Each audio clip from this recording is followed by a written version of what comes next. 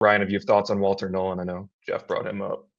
Yeah, I think Walter Nolan's a great player, probably one of our favorite interior defensive linemen for this class. And we personally haven't heard of any size concerns. I think he's listed at 6'3", 305. So maybe you'd like him to add a bit of weight to help that anchor out a little bit.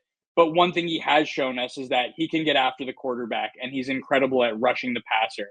So if you're looking for, I guess, those thresholds. The height is definitely there. Not to rag on McKinley Jackson even more, but he was drafted at 6'1" to be a nose tackle. So that's Geno Atkins size to play a role that maybe wasn't suited for a Geno Atkins type body. Mhm. So I don't think there's anything to worry about with Walter Nolan from a size standpoint. He has a body of work that speaks for itself, and he, at least for us, sort of meets those size thresholds for the position. So I think he's a great player and definitely worthy of the pick at 17.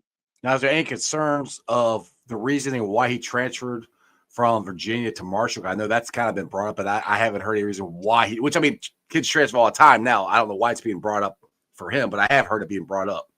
So is that what I guess Mike Green, the Marshall Yeah. kid, Mike Green? Yeah. Sorry, Mike Green. Sorry, my bad. Yeah, not sure. Walter Nolan, I think he also had some transfer stuff. I think you hear a lot about that stuff, and I think the intangible side is the hardest part for us to evaluate just from the Yeah. outside looking in. You Right. never know why, and I think it's going to get even harder with all these kids having money now on the table to transfer around. Mhm. Playing time, I would guess, was a big factor there. Yeah, Right. playing time was a big one for Mike Green. So he was a linebacker, I think an off-ball linebacker at Virginia, and despite them being one of, I guess, the lower Power Four teams in the country, it's still a solid program. They have great talent there, and from what I understand, it wasn't just working out on the field there.